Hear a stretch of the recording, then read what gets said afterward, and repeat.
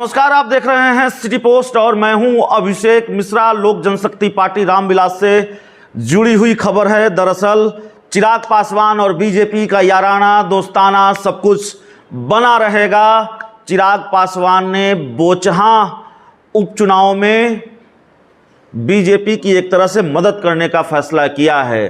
बोचहां विधानसभा उपचुनाव को लेकर ये कयास लगाए जा रहे थे कि जैसे एकला चलो की राह पर चिराग पासवान है और बिहार में होने वाले हर चुनाव में उपचुनाव में वो अपने प्रत्याशी उतारते रहे हैं, बोचहां के उपचुनाव में भी उतारेंगे।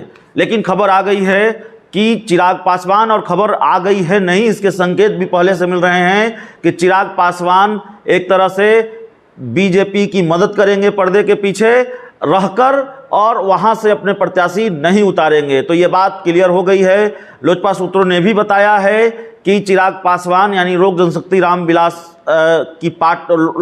रामविलास का कोई उम्मीदवार बोचहां सीट पर नहीं होगा।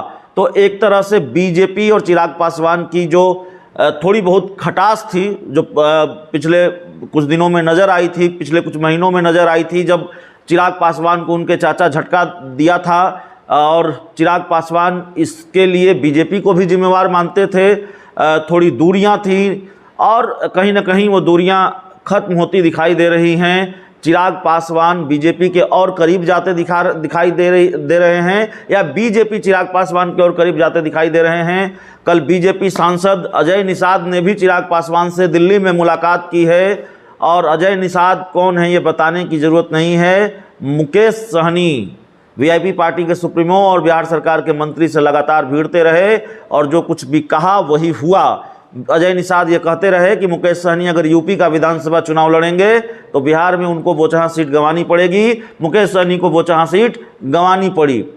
अब ऐसे में उन्होंने रमई राम की बेटी गीता कुमारी को मैदान में उतार दिया है मुकेश सहनी ने।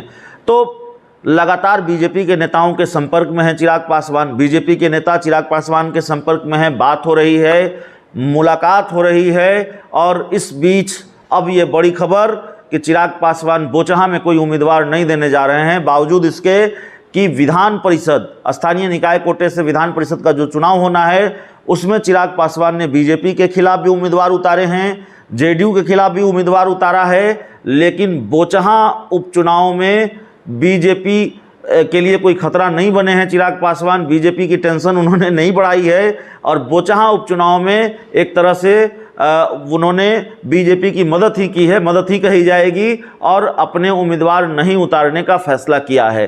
तो चलिए, इस पूरी खबर में इतना ही, इस पूरी रिपोर्ट में इतना ही। बहुत बहुत धन्यवाद।